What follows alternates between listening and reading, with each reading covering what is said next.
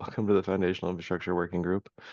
I'm Aram Rice, and I think we'll look at the pending merges to start. Ruben, you'll tell me if there's anything we need more urgently on the agenda. The I think everything else is default, yeah. I don't know, there's people here that maybe want to discuss the storage CLI stuff. Maybe we can prioritize that so they don't have to stay for the whole call. I'm assuming, Sure. Jochen, you are here for that? Not exactly for that one. I have Okay. one small PR and the Bosch Light issue. CLI storage. Stefan, sorry, a second.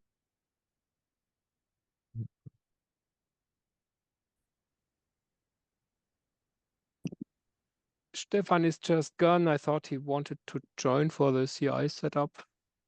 Yeah, he didn't ping me for the credentials from last week, but yeah, I think we need a lot of credentials to get things up and running, but the people who are working on this are just not in the room. okay, no problem. I created a Slack channel, you noticed most probably. So Yeah, okay. we have. Okay.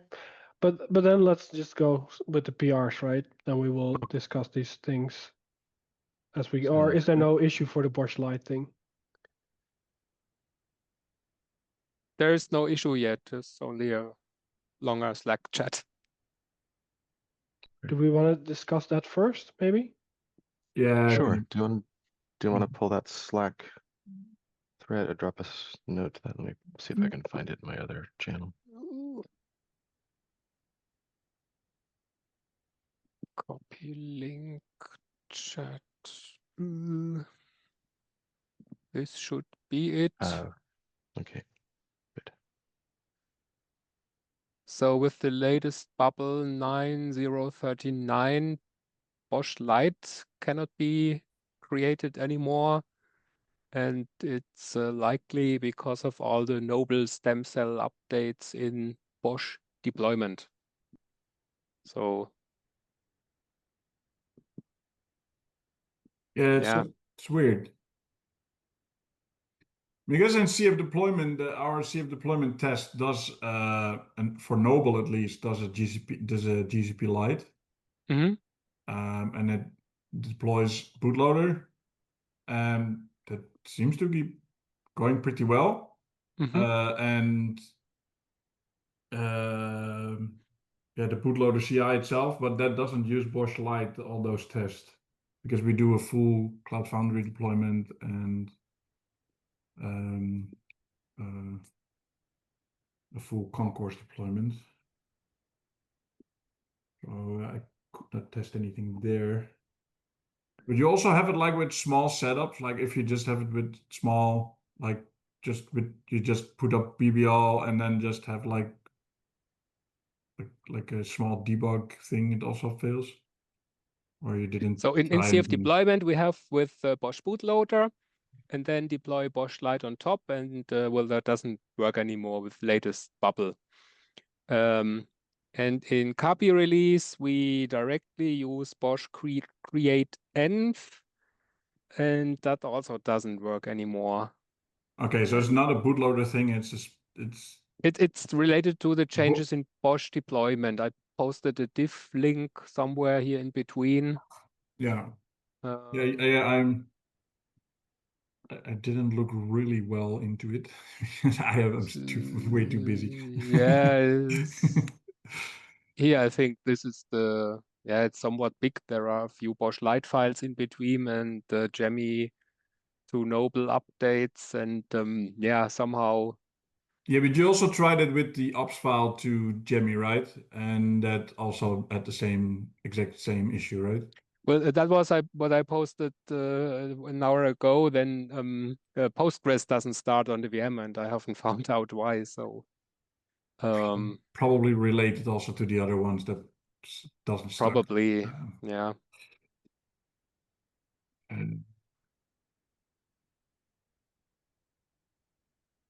So to reproduce the problem, if anyone, I don't know, if you have a pipeline that uses Bosch create env to set up Bosch Lite. Yeah, well, our bootloaders, for our normal Bosch deployment, CI uses Bosch create env Lite on GCP. And those are running. So okay.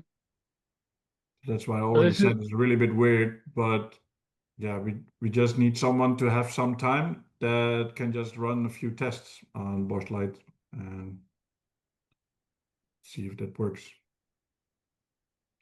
Because the last run that we done with GCP Ubuntu with the Lite stem cell, and then does it use Warden here as well? No, it doesn't use the Warden. Maybe here Warden.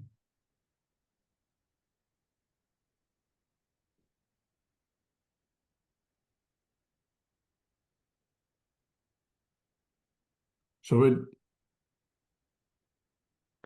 on our Lite stem cells in our test, we are not actually using Warden. So with a Warden stem cell. Okay. That's probably the biggest difference then. So yeah, if someone has time, he just needs to try and debug. I think a good start would be to transfer this to an issue. Yes. Start an issue and start because next step would be get some Postgres logs. Why is Postgres not starting, right? It's not only about Postgres, it's also in when he's doing it with the other one, he has like Ned says Ned starting. It's like it's just that yeah. The BPM is not really running. It's BPM issues, yeah, basically. Yeah. Interesting. Okay. Okay. Did we update BPM in the? I think not. Oh. I think this is rather old, so that it's likely not a problem. Okay, should we focus on Bosch bootloader? No, Bosch deployment. Directly on. Okay, good. Then I can create an issue for that and try to explain the steps how to reproduce. Yes. Yeah. And as always, if there's a way to get it down to a dummy VM, just a dummy deployment with a single VM and a single job, that's helpful. That's always yes, possibly nice. Yes. But I mean, like, there's already here a create. Yeah, that's a create and with a CPI. So ideally, yeah, it's GCP, right? Here reproducing it requires GCP, but ideally, if we can reproduce it locally with a virtual box or something, Locally. I think that makes it Yes. easier for people to work on this. Yes. Well, Okay. VirtualBox basically is it's broken, right? Broken anyways, and if you're doing in a Docker, then your own machine needs to have init D1 enabled system D, which most of us have. Yeah, that's also not ideal. Yeah, we have a lack of good ways of reproducing these things locally. Yeah. Well, most of people are in the call have access to the Foundation GCP, so they can all just test it. But I know, but it's like having access. It's more effort. Yeah. Still, yeah, but I mean, like, that's not on you, right? Like, Jochen. This is, Okay, I'm doing my best to open an issue and describe the steps to reproduce, and yeah. Yeah. Okay. We go collect some logs and see where we get. So. All right. So I think we'll dive into PRs. Is there anything to talk about for the acceptance tests? Yeah, it was a lot of back and forth with Felix, who is, I think, not on the meeting. But I think we got it to a good state. So we're pretty much,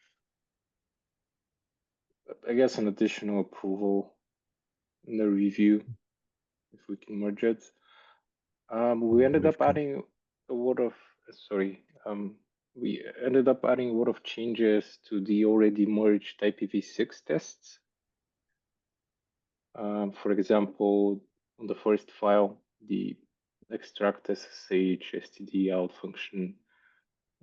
We talked about it. We didn't like it on the NIC groups, but it was already merged for IPv6, so we removed it.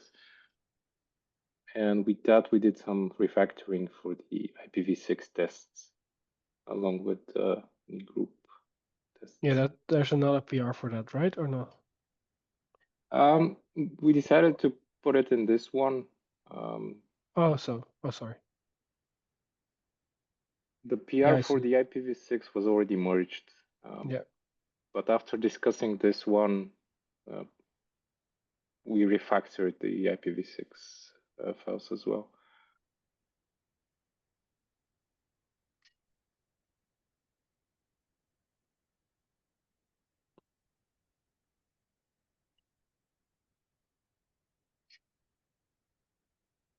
By refactoring, I mean it's mostly a cleanup.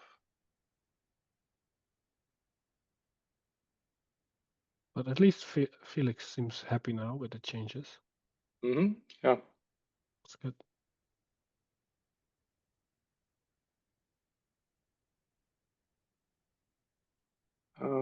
The next step is to implement the new tests into the pipelines. I spent today researching how things are set up, and it looks like it's spread across a couple of different repositories. I saw Ramon was, I guess, working on it before. We pretty much want to get a better idea of how the variables are set. We saw that there is a Terraform file in the acceptance test repo, and those variables are used in, it was another repo. There's a script that creates the bat YAML file, so which includes the networks, the subnets, etc. But there is no direct, like the variable names are different, so we're not sure how they are connected. So you set them in the Terraform, and then they're used in the script that creates the bat YAML. But maybe we can discuss it in Slack. Yeah, I don't have context off the top of my head because I haven't looked at those. What was this related to the bootloader Terraform stuff? I think the Terraform file was inside the acceptance tests repo. Oh, it was the acceptance test. Okay. Yeah, it's related to that. And the other thing is, since I'm not an approver, I cannot really hijack concourse pipelines, and it's pretty hard to implement it, test it. And I also noticed I can't trigger builds as well. That's correct. Yeah. Are you already? Did you already create the PR to be an approver, or is he already on the list? No, I haven't. No. Oh, okay. Just a reviewer for now. And the other issue is that I'll probably need access to the AWS infrastructure as well for this. Okay. We'll need to add IPv6 networks to the test. So. But aren't those networks set up through Terraform? By CI? Or like I'm assuming it's not like a persisted. For IPv4, yeah, the networks are set through Terraform. I was just assuming that I'll need access to. Because you're right, yeah. Because in I theory, think like the CI has access, right? So if the right Terraform changes go in, then you shouldn't have access. You don't need access in theory. I mean, it potentially makes it easier to test, but yeah, he just needs access to the CI, so he can basically does some can use his fly execute to iterate it a little bit faster. Makes sense. Yeah, that's up to Beyhan and Ruben to if you can only be an approver, I think, if you have so much reviewer stuff. Yeah. But It might be worth running the script and see how close you are to that status. Yeah, I yeah, think that there's would a be the tool. easiest. Yeah. Yeah, there's a tool in the community repo to run to check For sure. your stats. I'll take a look. And otherwise, just approve like crazy, like in the Go find the typos. review stuff like crazy now. Yeah. Yeah. Just look at every commit Ramon has made and find all his typos. Yes, that's not hard. Do you No, need, but like otherwise we can also make an like I think there's ways to add people to teams, right? Through an exception, or is that not? No, that's to add repos to teams.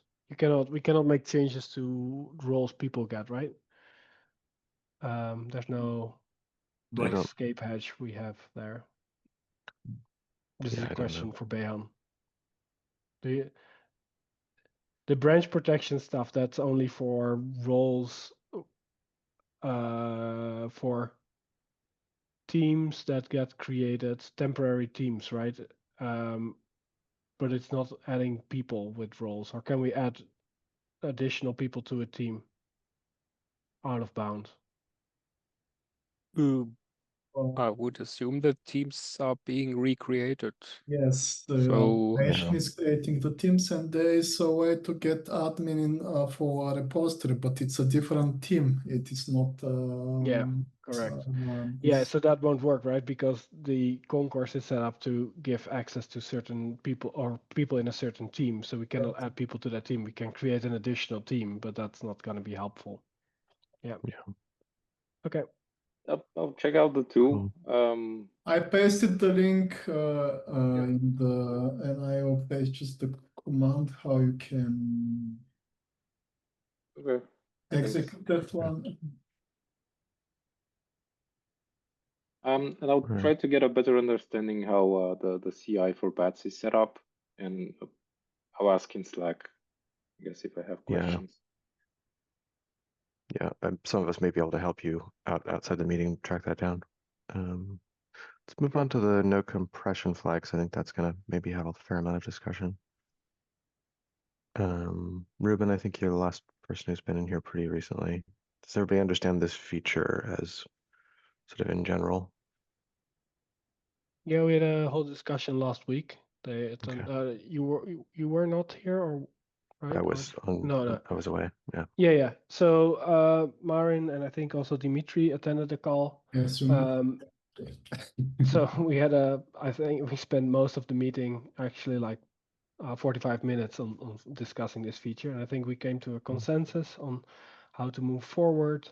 There was some during last week or beginning of this, there were some changes to the Bosch utils that were merged, as in he basically made new PRs that only update the signatures to make everything compatible and not make the actual we split it up into two so that we could merge it all at once. That was merged already, and this PR is the remaining portion, I would say, on the CLI side. The final design or UX is that it's all controlled through the spec file for packages and the final.yaml for the outer tar, right? That's controlled through the final.yaml. The last addition to this PR was an actual warning that if you do set it on the package but not on the outer or in the final.yaml, you get a warning saying this probably doesn't make sense. Do you really want to do that? So I think that's all. And the target is to support this in the agent compile flow. And the export release path is currently not supported, but there will be a PR to the docs highlighting that gap, or at least clarifying that gap. That's a known gap for now. And Dimitri brought up that it might make sense to at some point get rid of the export release flow. altogether. But that's like a future thing. Yeah, I think I caught that part. That seemed like an interesting change and reasonable. Sounds like we're good to merge this, yeah? Yeah, Any- yeah, this one can be okay. merged. Yeah, I also looked into the change. I think the name of the no compression is hard to compile in your brain when it returns no compression false, so true a little bit. I think just using compression true false would be better decision. I want somehow during the review this was a little bit Yeah, that's a bit of Yeah. it's a bit of an anti-pattern. yeah. No compression, true. Yeah, a little bit. Yeah, I think it would be interesting to address that in a refactor. I think possibly the reason for that, and I don't know if this was what Maren was thinking, is that the default value when the flag is no compression will be the default behavior, will be the existing behavior. But if you make if you have a null struct with no compression, then the value will be false. So you get the default. But yeah, the naming is awkward. Yeah, But, like, does it- I understand the thinking. It is spread across multiple projects now, and I didn't want to say, okay, no, it's fine. It's quite a big change to put in now, but Yes, it yeah. does make sense. Yeah. I mean, if anybody's looking to boost their stats, this would be a pretty quick. yeah, I mean, a certain person that like just wants to make a name change across a lot of repos. Yeah. All right, I'm gonna go ahead and merge this. Yeah.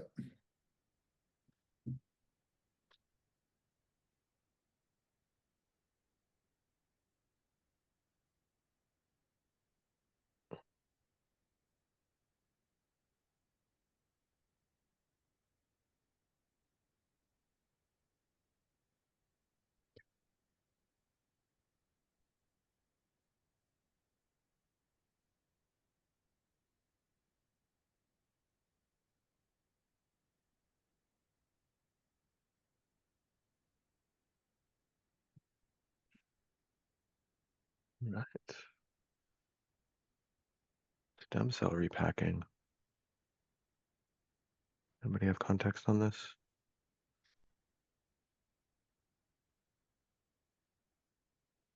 Run that. I don't think we'll see any changes here. I was trying to use this stuff today. It didn't work, but I didn't know not these changes. I was trying to use the the broken stuff basically upstream. Mhm. So Yeah, but for I already because I worked on this already like a long time ago, and it's in a branch, and I never ever made a PR for it, which is a bit stupid. But he really needs to take care of because the warden stem cells are built differently than each freaking stem cell have their own way of making and changing things. Like if you have VMware, they packaged a little bit different with the disks. And they also did the same with Google, with Warden.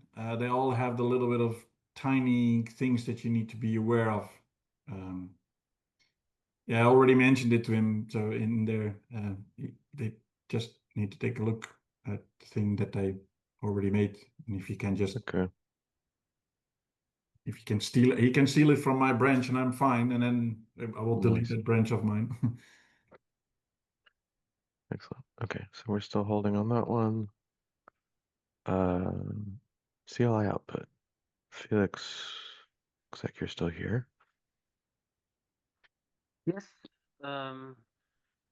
Basically, we found a small bug where it would show twice the prefix address, once as a single address without the prefix and once with the prefix. Yeah, it was unfortunately introduced with one PR that fixed another issue, but now everything should be fixed. And additionally, where the output will now be ordered, yeah, according to the size of the integer representation. So first the IPv4 addresses and then the IPv6 addresses. Cool. Seems good.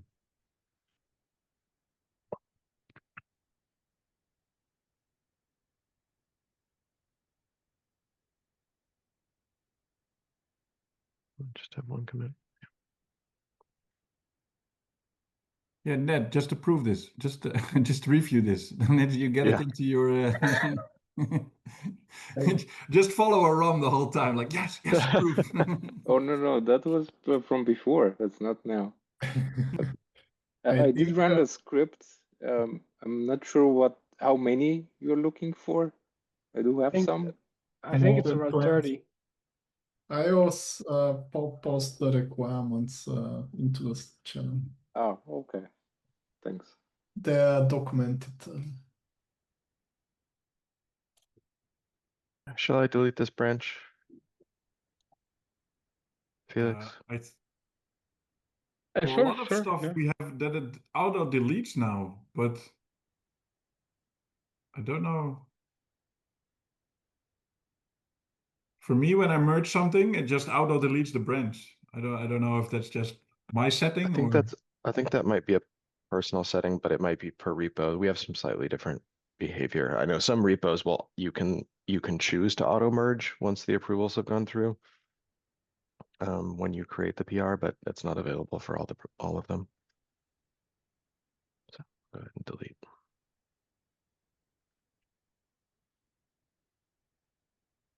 Okay.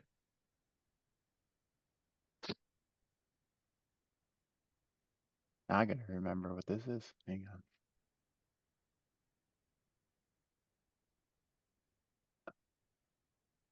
What is this? Oh, we should That's post a this. We USN should post resource. this. Sorry, that Yeah. context. Yeah. No, I honestly forgot I had this. I'm not prepared to talk about it. I'll close it and reopen it if it's important. That sounds good. Also, you can ping one of us in California time when we're more available. All right. The bottom here. I have to go. Then see you next week. Bye bye. See you later, Beyhan. Bye. Bye-bye. One question before we go into the inbox. Yeah. Regarding our stem cells, are they, because now we have this European sovereign cloud from AWS, are these stem cells reaching the regions there as well? Do we know? I don't know. I think I would check in the AWS, the stem cell builder, probably stem cell builder CI around the AWS thing. There's a process towards the end of the stem cell creation that fans out the stem cell to a bunch of different regions. So we build in one place, and then towards the end, once the stem cell is close or at the end of the creation cycle, we fan out. Somewhere there's a list. Yeah. In code, you need to add a region to that list. We don't automatically add it to all the regions. Okay, that means it's fine. If I don't find it, it's fine to create a PR against that. Yeah, for sure. Yeah, we've had PRs like that before. Okay, cool. Thanks.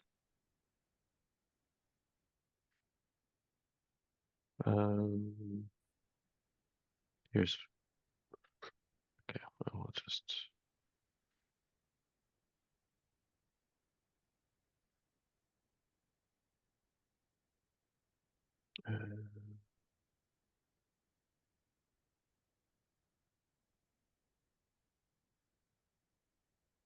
Where's my approvers? Yeah, okay. I just changed the name. Yeah, this is some lint cleanup that I ran into the other day. There's some strange linting behavior, or some linting behavior that's changed. And I'm gonna say we don't merge this right now. There's a strange behavior. This is mostly just for folks. There appears to be some kind of caching in the GitHub Actions that causes it to hallucinate files that aren't present on disk. So the linter actually shows a lint error for a file that doesn't exist in the directory, but used to prior to the PR. And that's all very boring, so I'm just gonna move on from that. What's the Get- expectation here from people? That one is a puzzle. I'm still trying to understand. The PR is good, but the GitHub action is behaving strangely. Does it make sense to convert it to a draft if you're still working on it? Or doesn't? I don't think so, because I can't actually, the changes are not things that I can impact currently. The changes are in GitHub actions, but I'm happy to draft that for the moment if that's easier. It's just like this context you're giving is not in this PR. So for people that are Yeah. not in this call, it's hard to know what Yeah. they need to do with it. Yeah.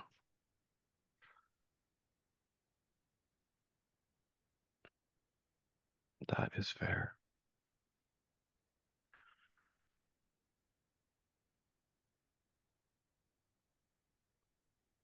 All right. OS detection, director, stem cell owner.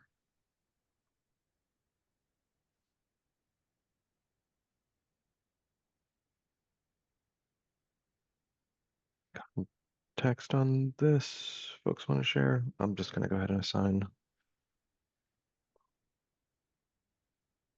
approvers.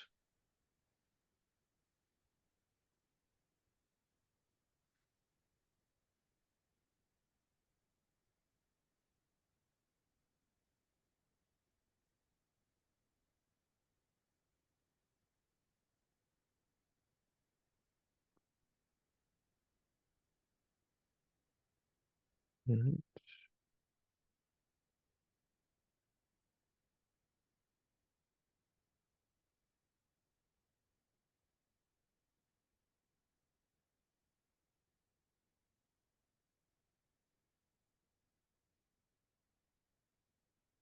That seems fine to me. Checks passed. I'm going to go ahead and just merge this. Except I have to approve it, because I always forget about that.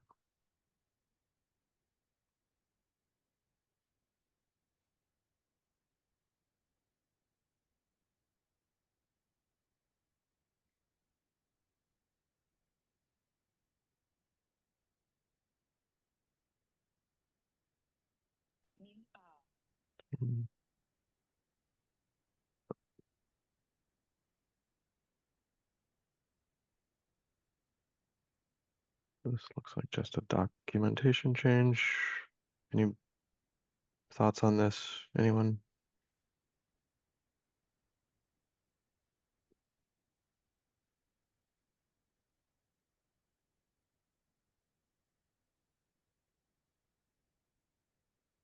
Is this already finished, Felix? Or Yes. okay.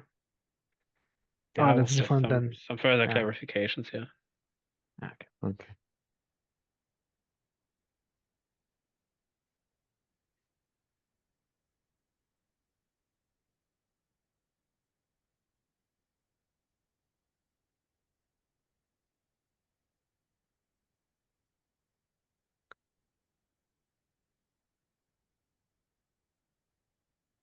Thanks, Felix. Autoload floppy stuff.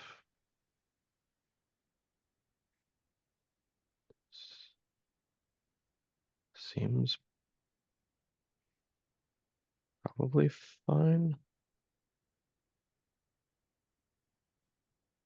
I guess this is just a follow-on to that PR that removed that turned off the autoloading for that. So we're just re-updating the RAMFS. Seems reasonable to me, unless folks have any thoughts. Ruben, I'm looking at you mostly because of you have probably the most recent Linux context on this. I have no context on this, but I think all this is doing is just repacking the the init RAM disk for boot, so that we don't try to load without the floppy. I'm gonna. I mean, yeah. It seems like he's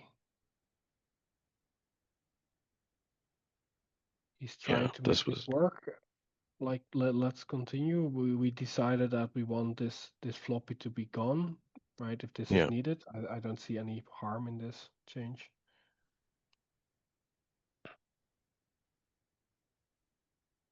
Yeah, it's not rebuilt after the blacklist is applied, so that's there.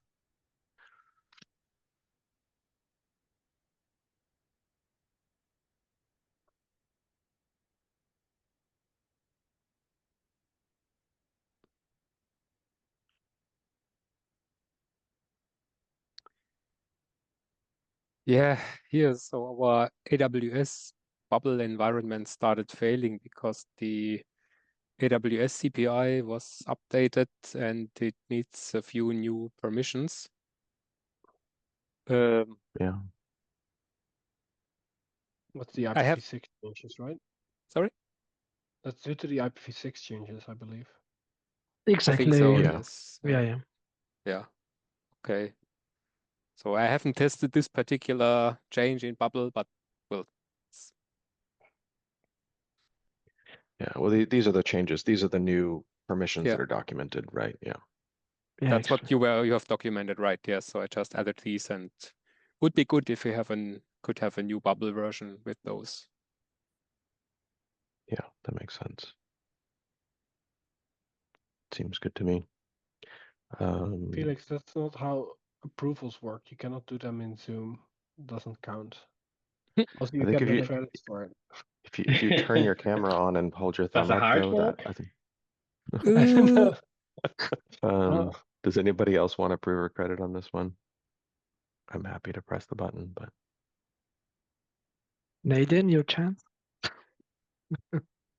Get some freebies here. Didn't I approve this one already? No. I don't think so. Oh, that's a different one. Yeah, Yeah. There was one from Felix as well. Just approve it quickly. Come on. Got it. Interesting. Great, There's no option here. Sure. Can you also approve it after the fact? After I that? don't think so. Posthumous approvals.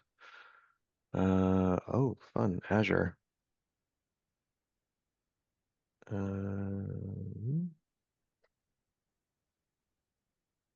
Is there so many stuff wrong with Azure, or is it just? It's just like this. I think this is what normal maintenance on a CPI looks like. Oh. I think our other CPIs probably have issues that we, like optimizations that could have been made. I find it more suspicious that there's nothing going on the other ones. Yeah. Well, yeah, Azure has this agent stuff, and all the rest uses cloud in it. So. Okay. I'm going to request some reviews on this. I don't feel super confident about. But in the end, it's just installing one tool, right? 2 packages, I believe. Oh yeah.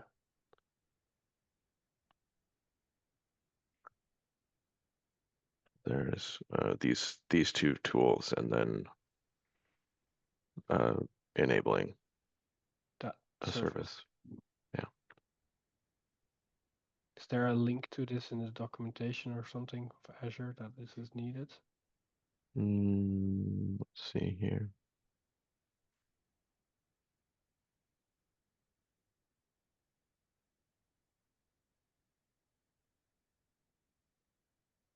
Interesting. Okay.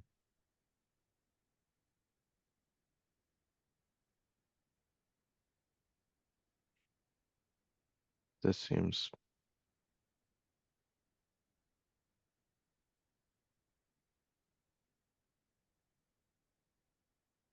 very reasonable. Yeah, and I mean, like in the outputs, it seems like he has tested this. Yeah. Well, tested the specs, right? And then that seems to work fine. So Yeah. I don't see much harm in this one. all right. Anybody want to review this while I go on to the next one?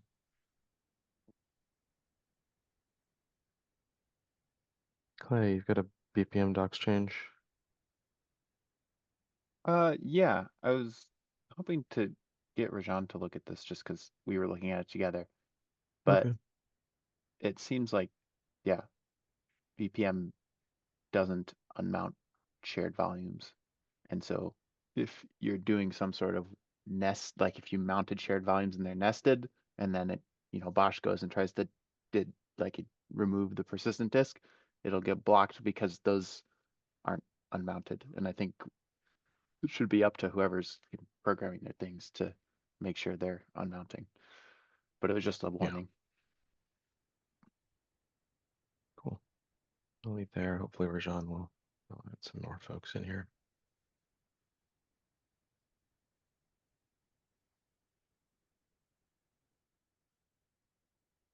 And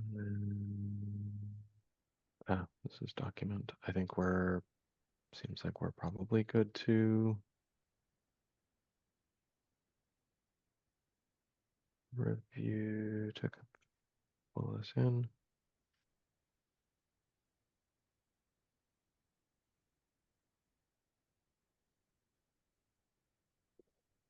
Yeah, this one is waiting on releases, right? Yeah. I think Marin is gonna try and coordinate with you, Aaron, to get some releases out for these things that he needs. Okay.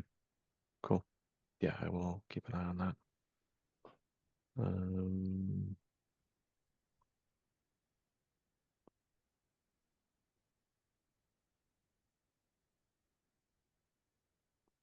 And Bosch CLI and director, right? Everything.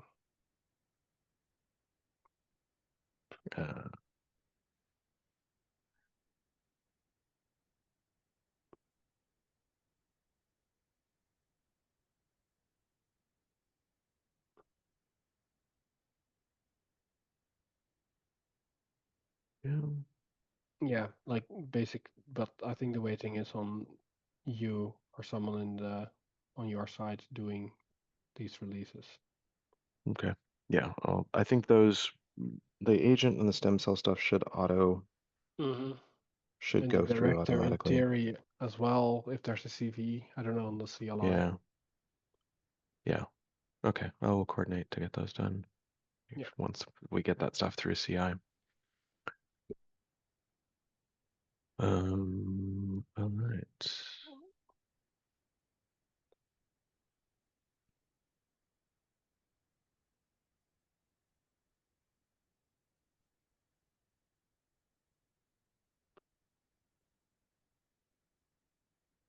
I think this change is related to the adoption of the AWS v2. Yes, you're right. API, which removed some capabilities that we were testing that were sort of edge cases. I don't have much info more than that.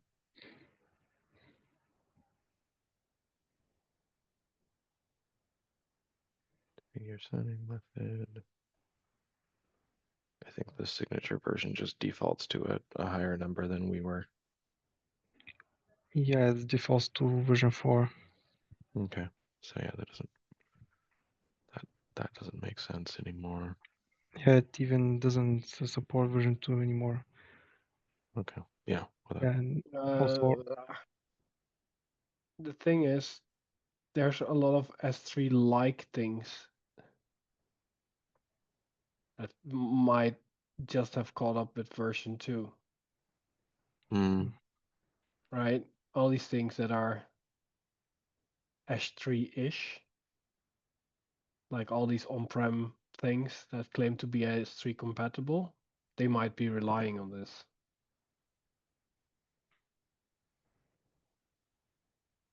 But okay, yeah, this isn't a finished PR, it's just more of a suggestion to see if there is actual use case for version 2, and if you see that. I think there is, Yeah. but I don't know. I mean, I It's think, like, yeah, I suspect what might need to happen is that we bifurcate the storage CLI for AWS and non-AWS.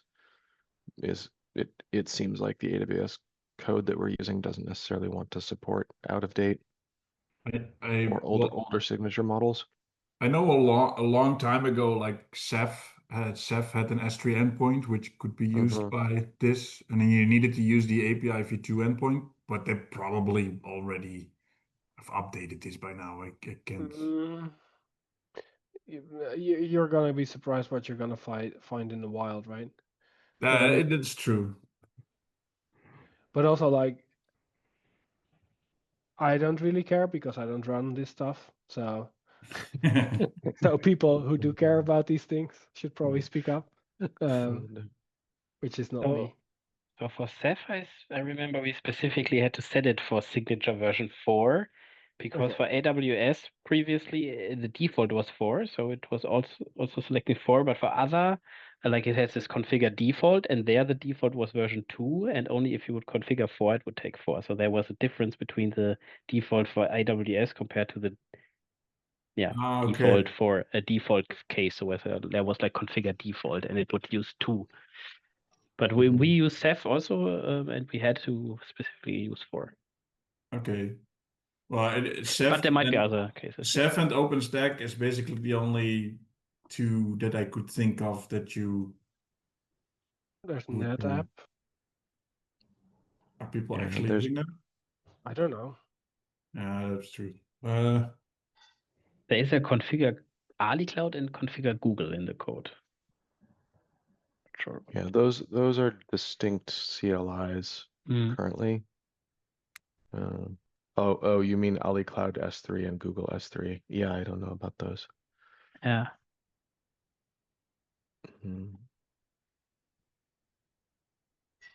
Keep in mind that the new SDK version completely ignores the parameter.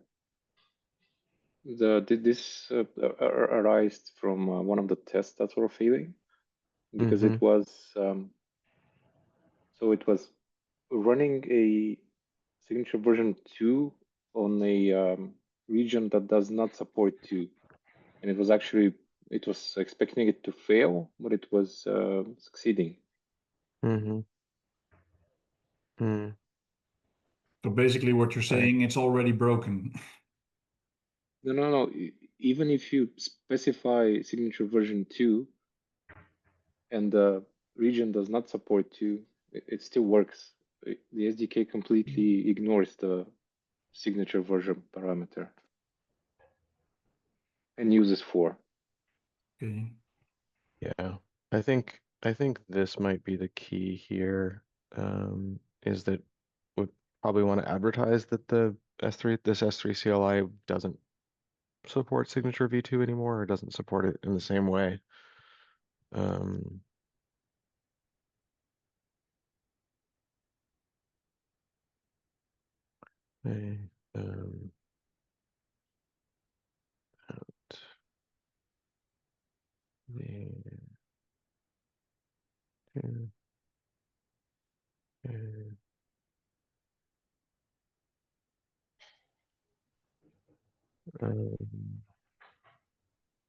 That's mostly what I want to say.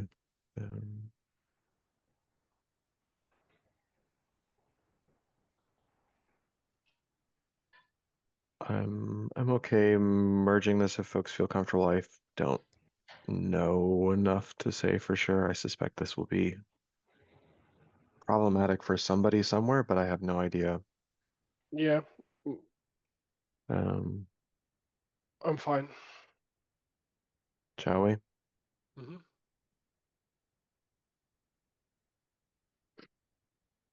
just one commit.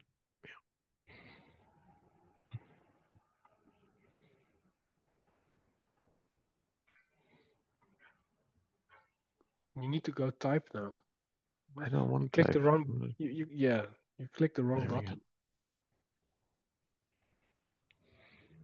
There we go.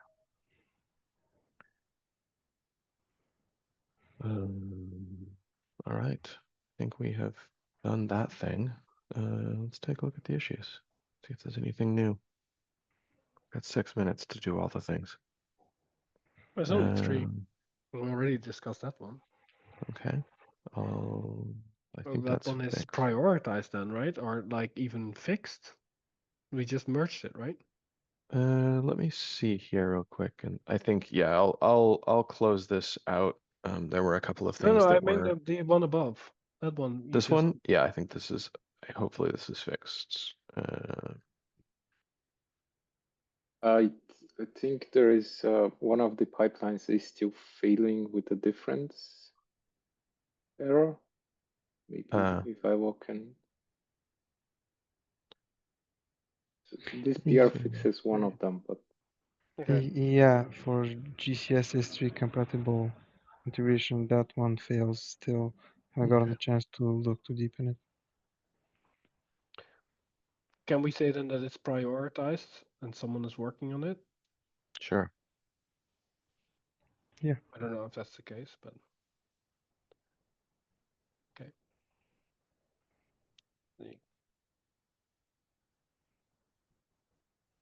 Well, the next one is prioritized. Cool. And who is working on this? Because then we can assign that person. I was working on this.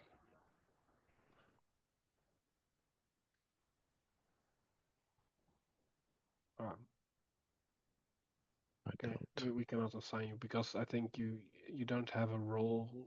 Are you a reviewer yet or not? Yeah, I should be reviewer. Okay. But maybe not in the storage area, or are you as well? Not sure. Have to check. Okay. Doesn't really matter. Okay.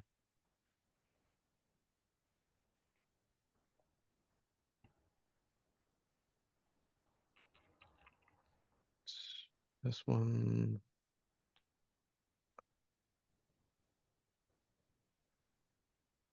Mark that. I'll clean this up if it's still once that goes green. Deprecation of unmanaged disks.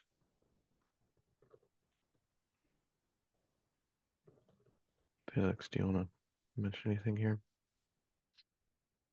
Yes, I had a talk with Sebastian from Azure, and yeah, we just came across this issue while we tried to remove the storage account that is needed if you use unmanaged disks. So we tried to delete it, and then it failed because Azure CPI was trying to do some weird stuff. So we thought we create an issue to, yeah, basically just check the removal of this config parameter. Okay. Yeah, I think the deprecation is coming next year. Is that right? Exactly. Yes, I think. Okay. I don't know when, but yeah. Yeah, I think I think I've heard of customers being pretty attached to this, so I don't know how quickly we can remove it before the deprecation, but if we understand what that looks like, I'm sure as soon as the deprecation lands, we can pull the trigger and remove that stuff. Yeah, but I'm suspecting there's probably gonna be an extension or something because some customer somewhere, like some Azure customer, was not moved off or something, right? Yeah. I think there was some work done last year to migrate from migrate storage stuff in Azure. I don't know if it was about the unmanaged disks, but I feel like maybe it was. All right, we'll come find this later. I think that's all.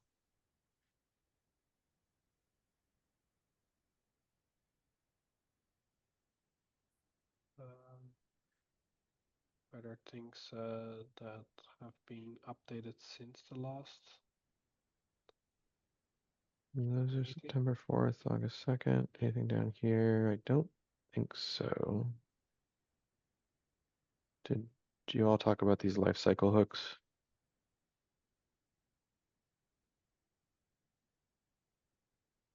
I don't think those have been updated since.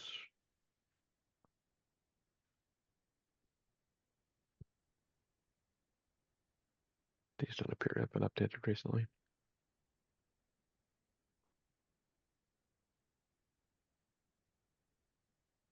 All right, take a look at promotions.